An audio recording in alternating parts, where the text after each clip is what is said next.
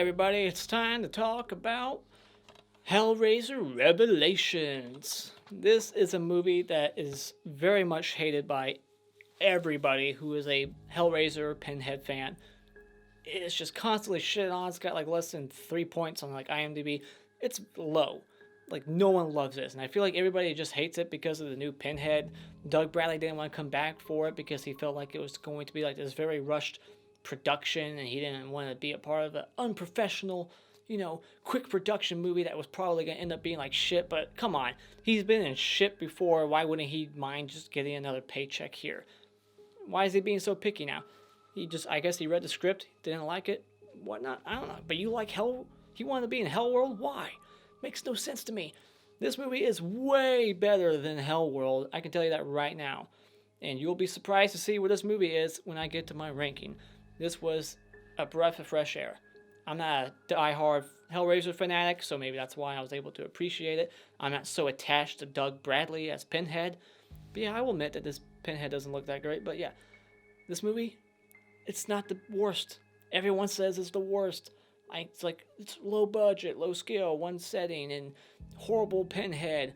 Yeah, I know, but compared to what we've seen before, this is a masterpiece compared to that shit. So yeah, this will be one of the only couple of reviews that you will see on YouTube that is going to defend this movie, because it's not the worst, but it's nowhere near the best either. Like, it's still not even like worth buying, but I own it because I'm a completionist. I like to have every movie. I'm not just gonna buy 1 and 2 or whatnot and ignore the rest. I want to have them all, just in case one day in the future I want to go back and watch one.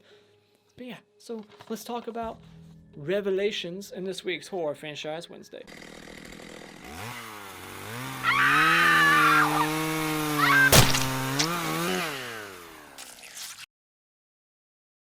Alright, Cenobites, prepare yourself, because I'm about to go over our positives for Revelations. That's right, there's good things to say about this movie. First up, this feels like a Hellraiser movie, and that's only a positive because there's so many that don't feel like it. This was written to be a Hellraiser movie. They wrote it very quickly because I guess they were going to lose rights to the franchise dimension, so they're like, alright, let's crap one out in a day, and this is what we got. And honestly, not that bad. My expectations were so low, below dirt, buried, like those assholes in Hellworld. That low, my expectations, because of that movie, that I actually enjoyed this movie somewhat. Not enjoyed it like, I was like, oh my gosh, I can't wait to see what happens next. I'm enjoying myself. No, I just didn't hate it as much as Hellworld. I wasn't hating myself while watching it. Like, oh my god, please tell me when this is over. It's only 1 hour and 10 minutes. It's like they saw the runtime for Chopping Mall and they were like, hold my beer, we're gonna beat that. It's a very quick movie. It doesn't waste your time at all. Unless you just hate this movie, then yeah, it's gonna waste your time. But it's very quick, perhaps too quick. I think that's a negative for the movie, is that it's too quick. They don't take time with things, It's just go, go, go, like crazy shit, more special effects. And that's another big positive with this movie. It's so low budget, but they really utilize their money where it counts, like where they needed it, and that's the effects. Because I think this movie seriously has the best practical effects when it comes to like gore gags and people getting ripped open since the first, if not better. Who knows? Like, it doesn't have those moments where like people are being like rebuilt and like stop motion, like things coming out of the ground, like what's his face, Larry in part 1. I thought that shit was awesome. We don't get any of that, but just simple things where people are like skinned or hooked and there's like flesh like being stretched. That shit looked great. And once again, we got Gary Tunnicliff, however you say his last name, doing the effects once again. I think he even wrote this. Like, this is the one he wrote, and then he directs. He wrote this one, and then he directs the next one. So I thought the effects were pretty fucking amazing. This, like, just the throat being ripped open, the hooks in the face. They brought back that torture column thing that keeps spinning with all the flesh hanging off of hooks. The sets that they built for the Hellworld, it looks very much like Hellraiser. It feels like a Hellraiser movie, and it even has that story. It really goes back to the roots of the franchise, where it's like, person opens up box, person gets killed, this other person has to do things like sacrifice people for flesh to bring that person back that they love or like. So they really went back to that story, so therefore it feels like a Hellraiser movie, and I like that. compared to what we've seen in the last 3 installments. It's just awful. This was a breath of fresh air. Go ahead, hit dislike. I don't give a fuck. I like this one way better than those. But yeah, I'm not saying like, again, I'm not saying this is like a great movie. It's not a great written movie at all. The story, yeah, we'll get there. But when it comes to all those things I just mentioned, those weren't in the last 3 movies. That whole Hellraiser thing and all that, yeah, it's just gone. And just horrible movies. This one, right above them. Hellworld, and then like Deader and like Hellseeker, and then here's Revelations above them. This was way better than those 3. So yeah, you kind of know what my ranking's going to be. But yeah, spoiler alert, this was not as bad as those. So another thing I really like is the brutal, dark ending. It's just like not happy at all. And I like when a movie it goes there and it's just like, this person who doesn't deserve this fate is going to get this fate. And it's like, holy shit, that person doesn't deserve it at all. Like I don't want to spoil it right now because this isn't my spoiler section. But yeah, it's a dark, brutal third act when they're all in like the hell world and shit and the things that go down. It's brutal. It's very gnarly. It's very macabre and just the flesh, it's pretty gnarly. Like, this isn't a movie that you want to be like eating while watching. It's nasty. I haven't seen Judgment since it came out to Redbox. I remember that one being like disgusting, like not like gory disgusting, but like bile and like puke disgusting. I haven't seen it since. It's been a couple of years. When did it come out? I don't know, whatever. So yeah, Judgment, for some reason I saw that one just on a whim. I was curious. But yeah, I'm curious to check that one out again. But yeah, so far this one's pretty nasty and I like that. And the puzzle box, this lament configuration, I like the way it opens in this one. They did some weird, like when it opens, like there's like this blue light inside. And the other ones, the way it opens, it looks like it's stop motion or like some green screen effect, like it wasn't really there. I don't know.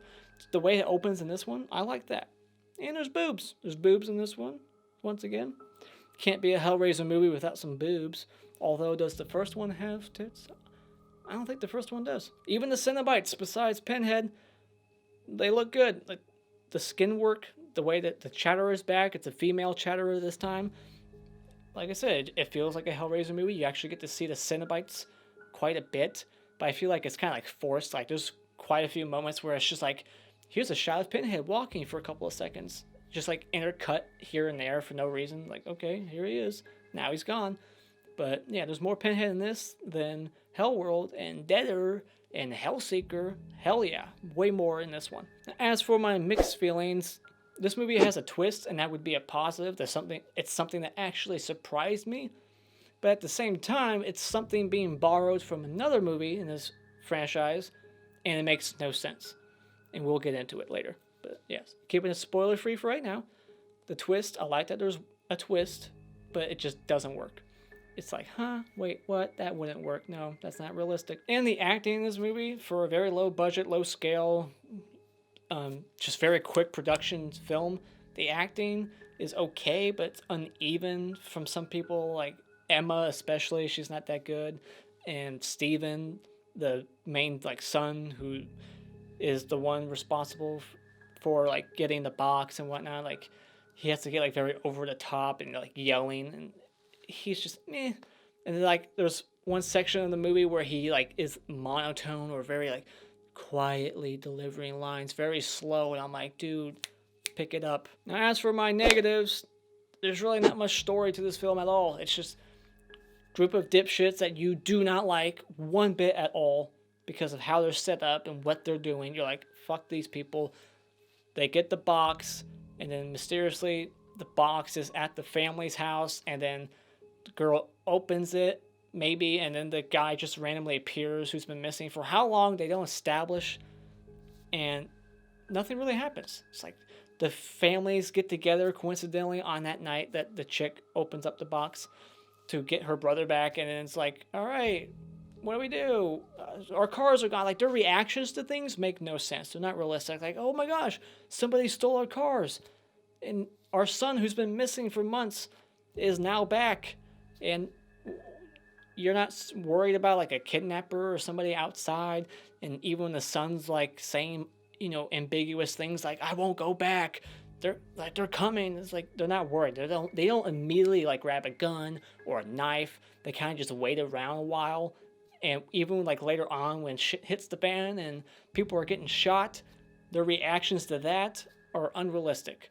It takes me out of it. I'm like, dude, fight back, do something. Just their reactions are not realistic in the slightest. Their motivation for leaving their house. See, another thing that makes them like horrible characters is like they're those rich, entitled kids. They're like, my life's so easy that I'm bored. I'm gonna go do something stupid, and you're just like, fuck these people. Their motivation and the added layer to the motivation later on that's kind of like revealed. Like, this is also why we left. It kind of like rips off Scream, and it's just like, okay, that's dumb. Like, just fucking leave. Why do all this for that reason? That's dumb. There's camera footage in this movie like deader, and it's edited. Like, it keeps cutting around, and it's just like, who edited? Like, they're watching it on the camera, and it just keeps cutting to like, did the guy just keep like hitting like stop, pause, repause, pause? Like, it's the same set, like it's one audio track and it just keeps cutting and going to different angles. Like, come on. There's a few things in this movie that aren't fully explored and just kind of leave you confused. Like, there's this vagrant hobo who, once again from the first movie, he's thrown back in here, and I guess he just randomly sought out these two dipshits from America. Like, why? Like, and then he just comes into the movie later on. He gets shot, but he's not human. He just gets back up. Is he a Cenobite? Like, I want to know more about that character. It's not fully explored or fleshed out. I'm like, what's going on with that guy? Is he a recruiter?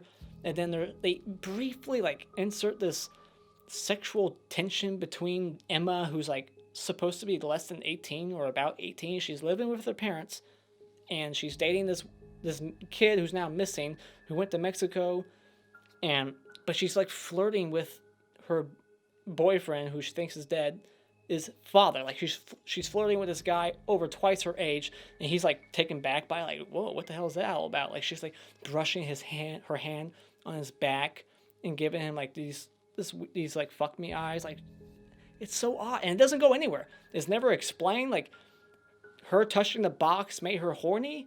I have no idea. Someone explain that to me. Like, when she touches the box and she's trying to open it, she starts like moaning. Like, I thought you had to open the box to get the pleasures and pain, and now she's just touching it, and she's like acting all horny just by touching the box. And this movie kind of bends the rules of the hell world. Like, usually it's just you open the box, you're fucked. In this one, girl opens the box, everybody in the room gets sucked in, and everybody's like allowed to be touched by Pinhead. He can kill anybody in that room, and then even people within that hell world can kill the other people. But they're in hell at that point. You can't die in hell. I thought it was an infinite thing. So there's things like that. It's like, that doesn't make sense. And last but not least, the major negative for this film is the new Pinhead. Yes, I get it. It's not Doug Bradley, but that's not why I don't like it. I don't like it because he just looks chubby. He has like a butt chin almost. He just looks fucking weird. He looks like he's been eating way too many cheeseburgers, and he doesn't sound menacing at all. He has a different voice. It just doesn't look like Pinhead. The needles look fake. Like, they don't look like real needles or nails in his head. It's not the best looking Pinhead at all. In fact, it's the worst, easily. But the skin work on the other Cenobites, pretty good. Him, no, he's the worst, easily. That's where you and I can definitely agree. And a hot chick work goes to a Latino girl at the club who ends up getting accidentally murdered by the asshole Nico, or Nick, whatever they want to call him. Yeah, she's pretty hot. It's a shame she had to go. And the clap award for best scene goes to the very end, where they're all in the hell world and people are just getting killed left and right. So yeah, final thoughts. Not the best movie in the franchise, but it's not the worst like everyone else says.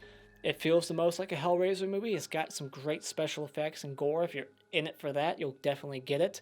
The characters and story, very, very shitty. So yeah, it's got bad characters, not good character decisions, no character development really whatsoever. Some decent acting, but there's some great gore. There's some great practical effects. It goes back to the roots of the first one. It's got a very even, dark tone, a very dark ending.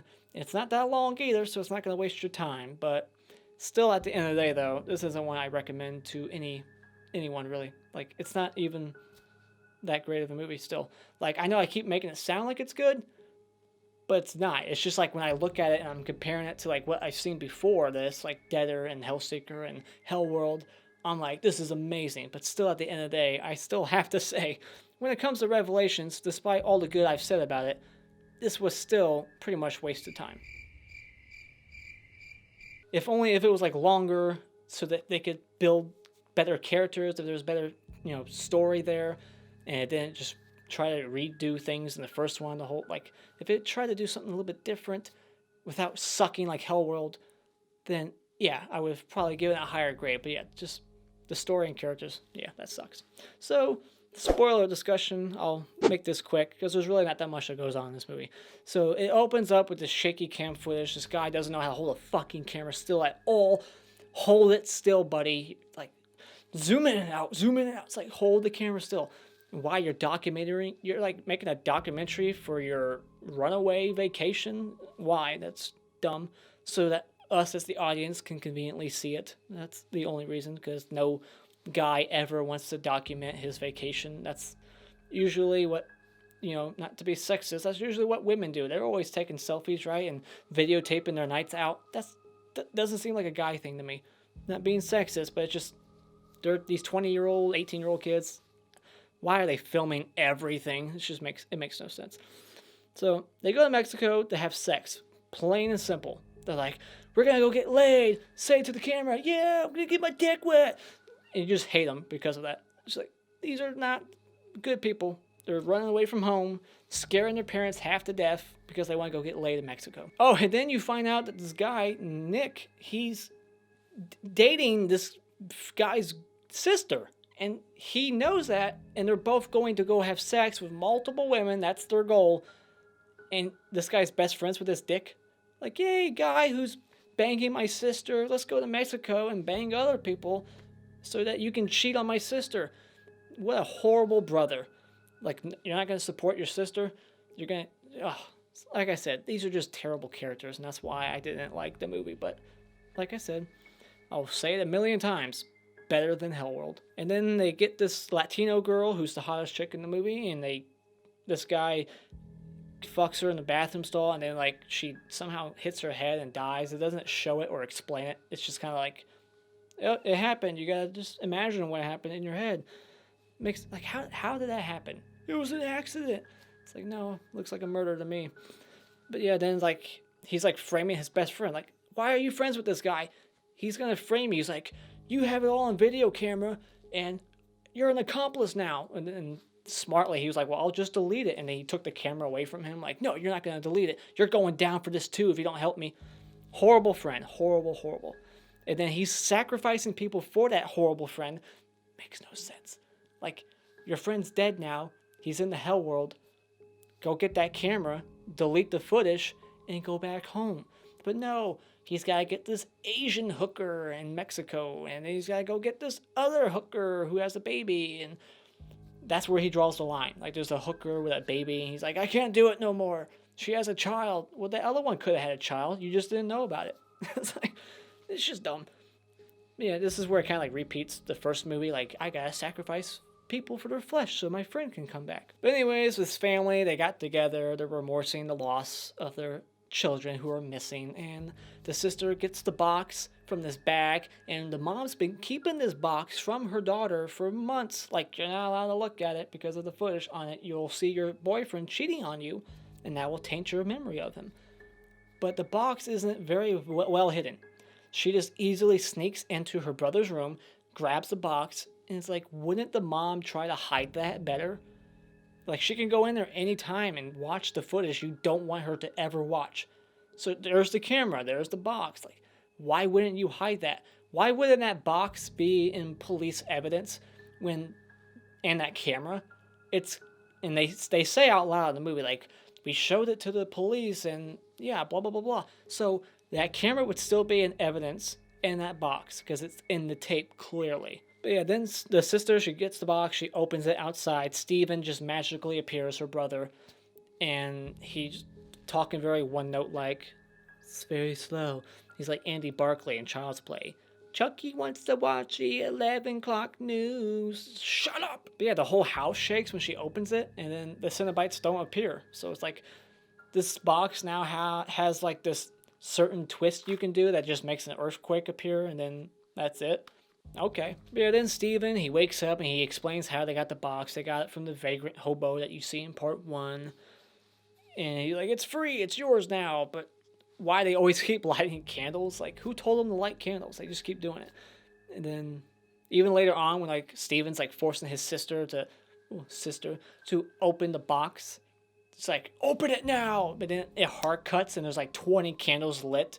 It's like, open it now. But first, I gotta go get some candles and we gotta light it and we gotta evenly like place them around the table. It's just, that's where my brain goes. I think about it. I'm like, who would do that? Like, are the candles important? It never explains that. Like, are the candles essential for this box to work? Because it's in almost every Hellraiser movie. I guess it's just for visuals. We actually get to learn the definition of a Cenobite. I forget what they said, but I thought that was interesting. Like, we've never known before. It's just like, Cenobites, that's what they are. We get to learn the definition for it. A member of a religious group living together in a monastic community. What? Cenobite. It's a word Stephan said, and I'd never heard it before, so I looked it up. And yeah, Steve, he gets the Asian hooker, doesn't want to kill her because she's got a baby. And then Emma starts getting all horny with her boyfriend's dad, goes nowhere. What the fuck was going on there? That was creepy. And then the boyfriend's dad goes outside, the vagrant hobo's there, and he takes the like sickle to the guy's head, and then like right after that, his whole face is missing. Like, he didn't have enough time to do all that, so I don't know how he pulled that off. But the effects, very gnarly. Just his whole face is like missing, looks like a victim in Texas Chainsaw Massacre. And as if this movie couldn't get more weird and fucked up, the brother and sister start making out. So I understand why the brother's doing it, because it's not the brother. That's the twist. The brother isn't the brother. It's Nick, the other asshole, her boyfriend, who stole Stephan's skin. A, that guy is taller than you. B, different body type. C, how the fuck do you have his voice? You can't steal that. And they do that shit in part 1, and it didn't work there either. It irritated me. It's like, you can't steal a voice. When Larry did it to Frank, or Frank did it to Larry, whatever, it's repeated in here. So, yeah, it's like, cool that it has a twist, but it's a twist we've seen before, and it still doesn't make sense. So yeah, she's making out with who she thinks is her brother. Not her boyfriend, her brother. So it's like, ugh. Does she like her brother? Like, explain that to me. Is the box doing that? Like, she touched it and now she's just so horny that anyone will do. But I do like when they're making out and he like tears, he's grabbing her breast and she's still into it. Like, this is my brother. This isn't right. That's not in her head at all. She's like, yes, make out with me, brother. And he tears her tit off, but only in the hell world. And she like feels that pain too. And she's like, oh. And then she leaves. It's like, so he tore her tit off in a separate dimension, but in this one, she still kind of felt that pain that didn't really occur. What? I don't get it. No, like, there's things in here that aren't fully explored or explained. It's like, wait, what? How? Huh? Then, after the dad got torn up by the vagrant,